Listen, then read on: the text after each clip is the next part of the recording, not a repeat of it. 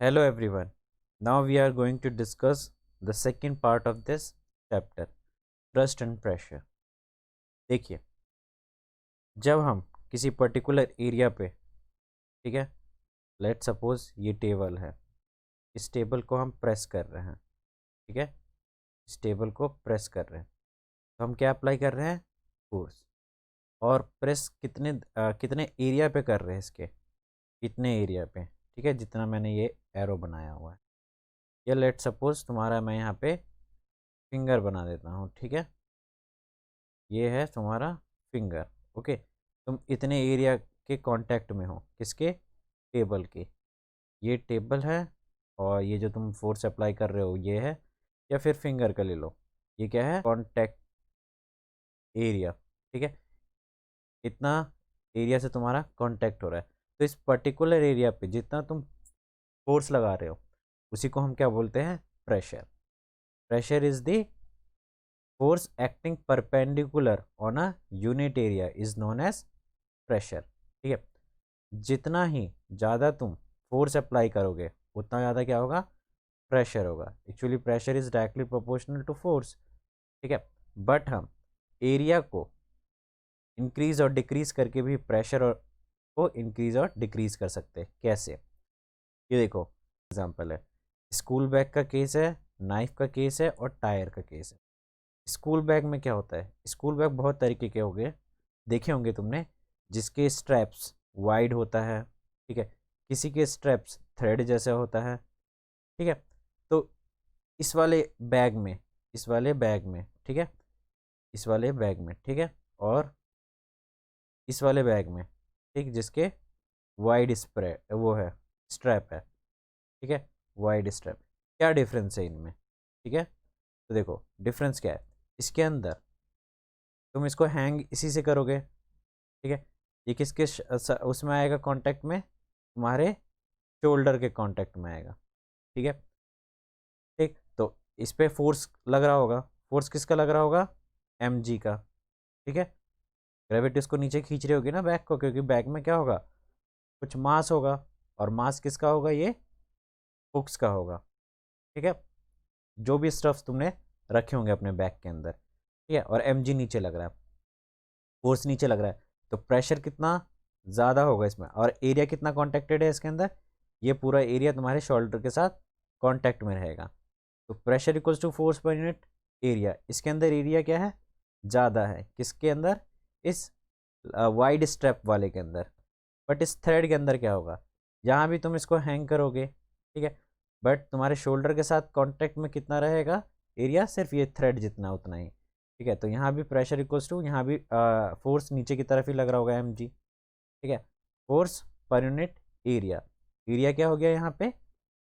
कम हो गया। तो देखो जितनी वैल्यू नीचे कम होगी उतना ओवरऑल वैल्यू कितना जाएगा? इट मीन्स अगर फोर्स दोनों पे लेट सपोज हम ले लेते हैं 9.8 न्यूटन का लग रहा है, और इस पे भी लग रहा है 9.8 न्यूटन का, बट एरिया ऑफ कॉन्टैक्ट कितना है यहाँ पे?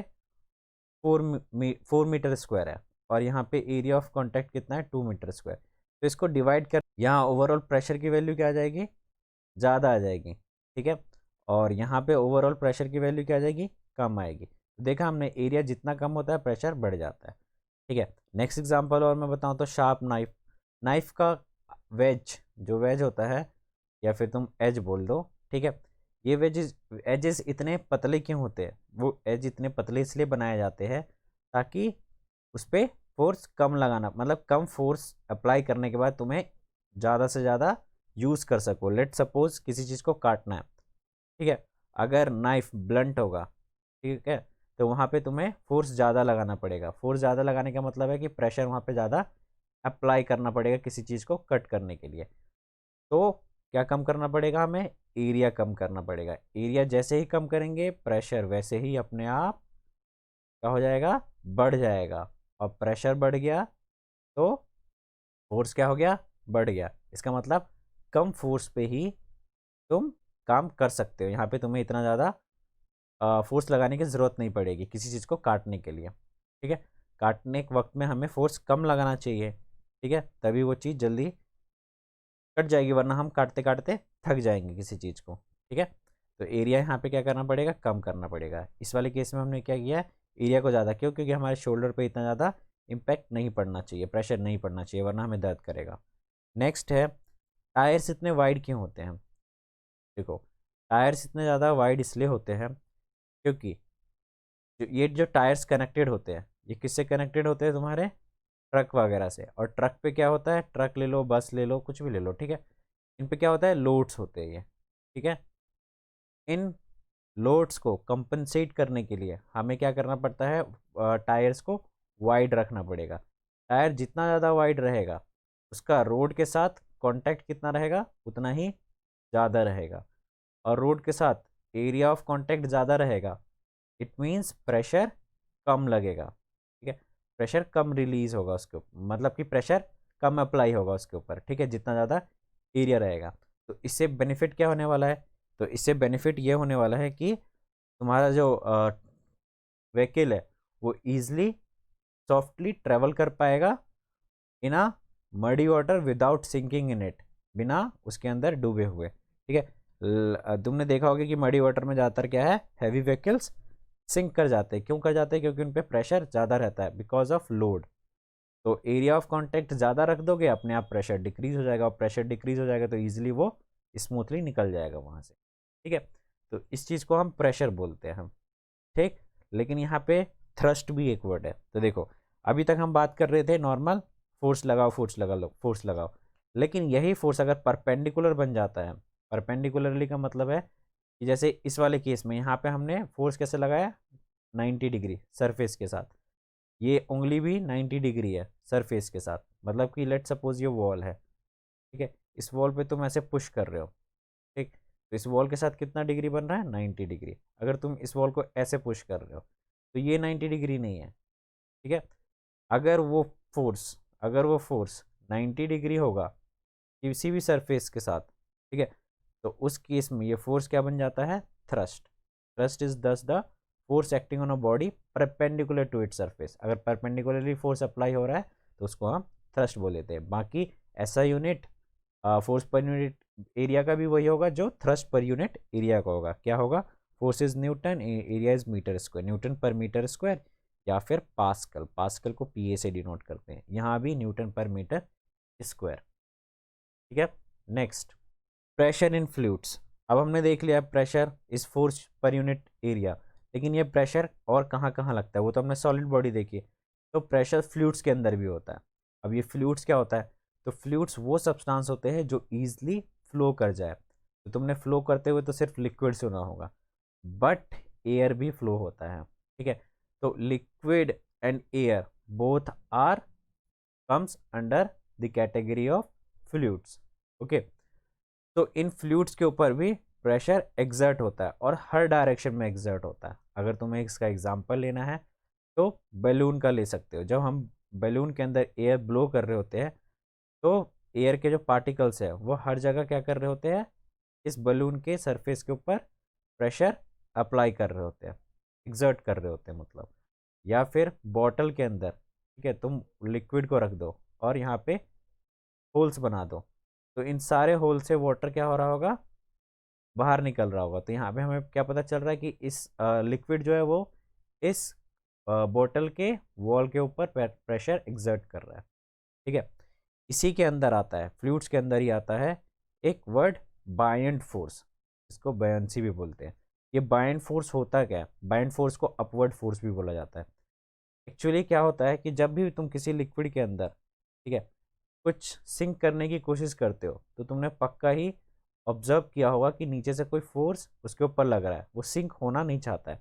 अगर वो ऑब्जेक्ट हैवी है तो सिंक होते हुए तुम्हें इतना ज़्यादा पता नहीं चलेगा, लेकिन वो सिंक अगर अगर ऑब्जेक्ट अगर बहुत ही ज़्यादा लाइट है, ठीक है, और उसको फिर तुम फोर्सफुली सिंक करने की कोशिश करते हो तो तुम्हें क्या लगता है, नीचे से कोई फोर्स उसके ऊपर लग रहा है। जो नीचे से जो फोर्स लगता है उसी फोर्स को बोलते हैं बायंट फोर्स या अपवर्ड फोर्स, और इस प्रोसेस को क्या बोला जाता है, बायोंसी, ठीक है, बायोंसी।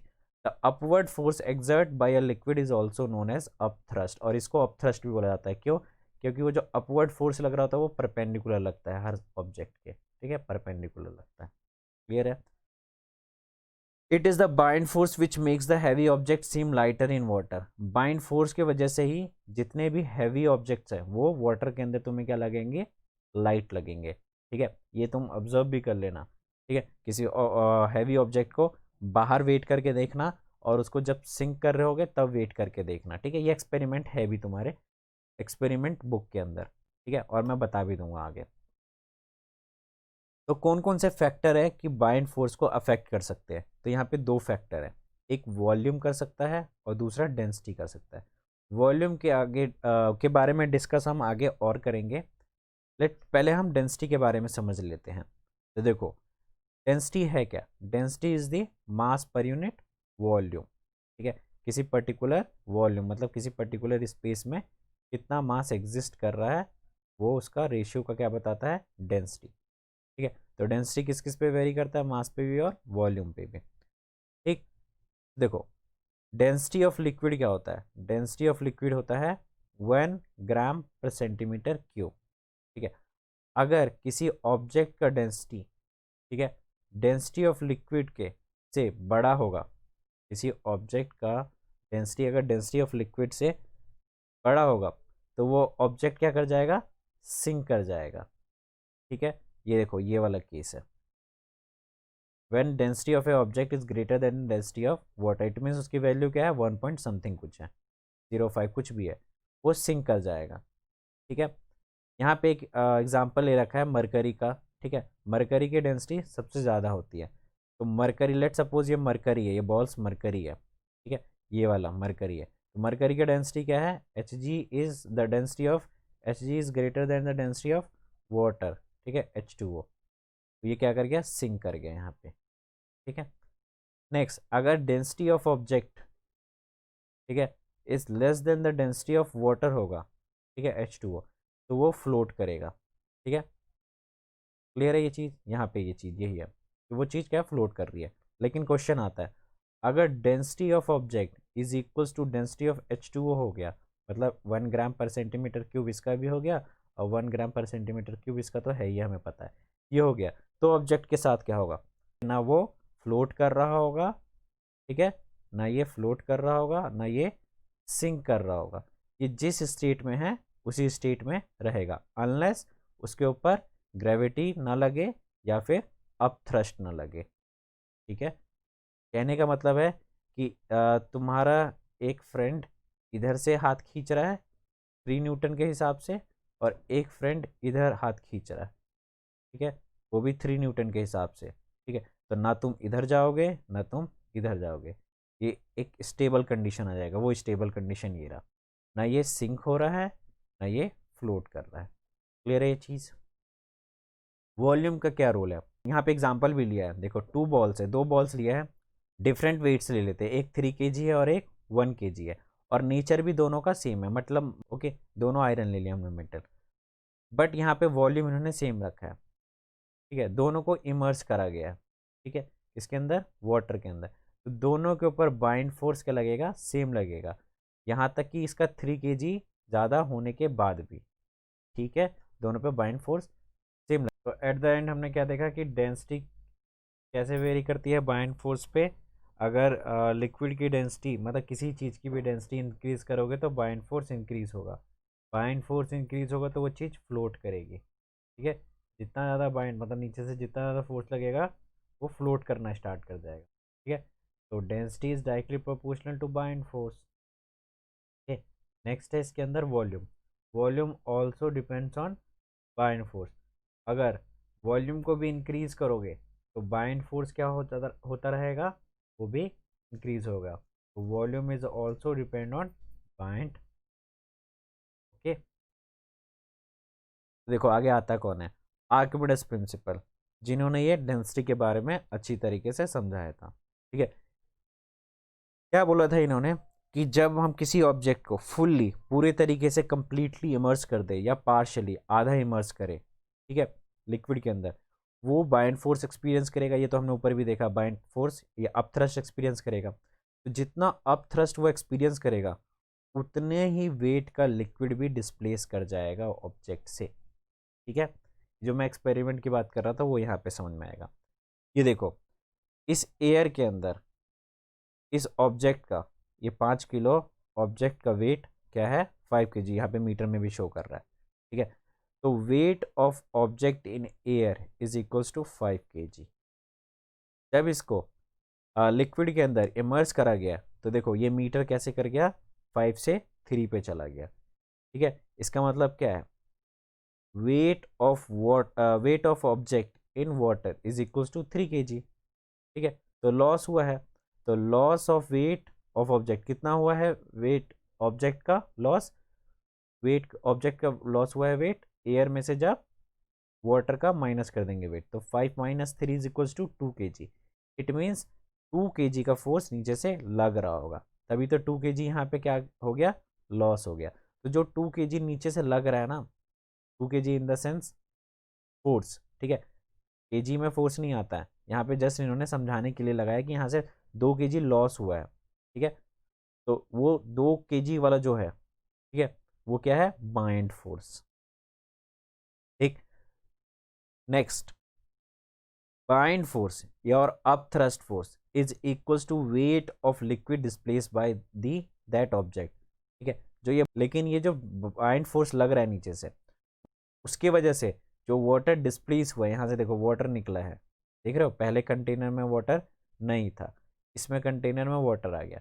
इसको जब वेट किया गया, इसको जब इस वाटर डिस्प्लेस्ड वाटर, ये डिस्प्लेस हो गया ना, ये रखने के बाद पानी वहाँ से हट गया।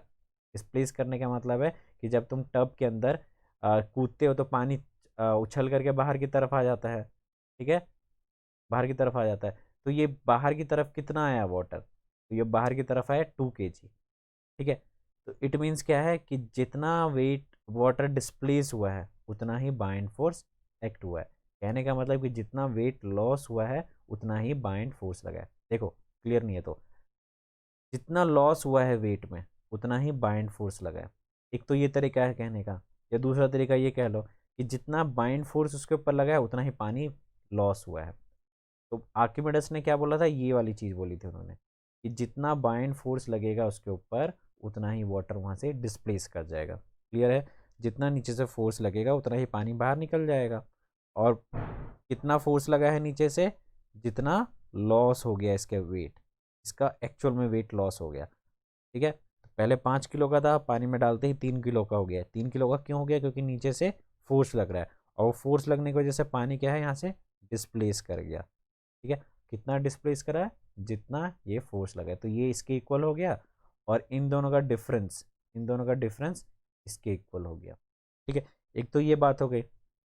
Next, volume of immerse part of solid. अब देखो यहाँ पे समझ में आएगा कि वो जो वॉल्यूम जो फैक्टर मैं समझा रहा था वो कैसे यहाँ पे क्लियर होने वाला है।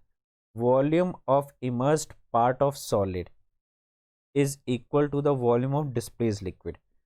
जो जितना वॉल्यूम इसका है, ठीक है, लेट सपोज ये अगर आधा इमर्स हुआ होता, ठीक है, आधा इमर्स हुआ होता, ठीक है, इतना, तो सिर्फ इतना ही वॉल्यूम ऑब्जेक्ट का अंदर घुसा हुआ है, ठीक है। तो इतने ही वॉल्यूम का वाटर यहाँ पे तुम्हें मिलता। ये इस नोट का कहने का मतलब कि जितना वॉल्यूम इमर्स करा गया है उतना ही इक्वल अमाउंट में, इक्वल वॉल्यूम में वाटर डिस्प्लेस होगा। क्लियर है ये चीज़।